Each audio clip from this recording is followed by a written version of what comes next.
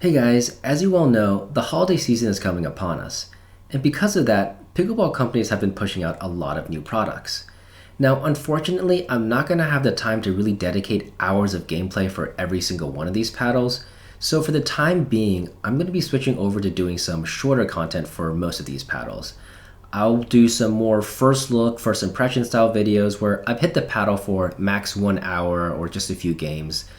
This will let me push out content in a more timely manner, so you'll have some early thoughts and know where I currently stand on each of these paddles.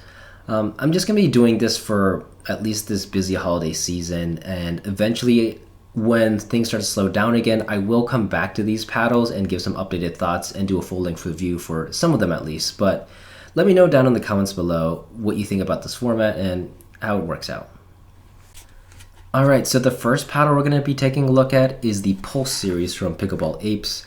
I've only hit the S, so this is their curved hybrid shape. I got 116 for the swing weight, which is about average for a curved hybrid paddle in terms of maneuverability.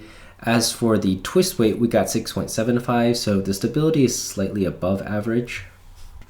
What's unique about this paddle is it uses extra foam in the walls. So compared to other Gen 2 paddles, it has a wider foam layer that goes all the way around the edges.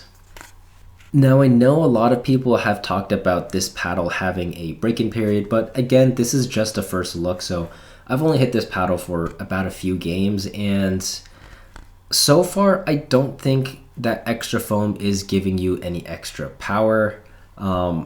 I think it just really changes the feel of the paddle. So you get a really solid, substantial feel off the face. I also don't think that's just the foam. I think that's in combination with the polyaramid face and the fact that the Pickleball Apes paddles are 16.5 millimeters in core thickness instead of the traditional 16 millimeters. But yeah, I just think it's a good all court style paddle with a different feel to it. Like, it feels really nice. It feels really substantial. I think it's softer feeling than their Pro Ion Energy S, and a bit softer feeling than a lot of Gen 2 carbon fiber paddles, but I don't think it's lacking on the power. I think it still stands up to all of them as well. But again, I still think it's just a great all court style paddle. We'll see when I hit this more if it does break in and get more power, but right now it's all court, and even if anything, it might be all court leaning control. But as for my opinion on this paddle, it's really similar to how I feel about the Course Shapeshifter. So the feel between the two isn't the same. It's more of like my opinion about them.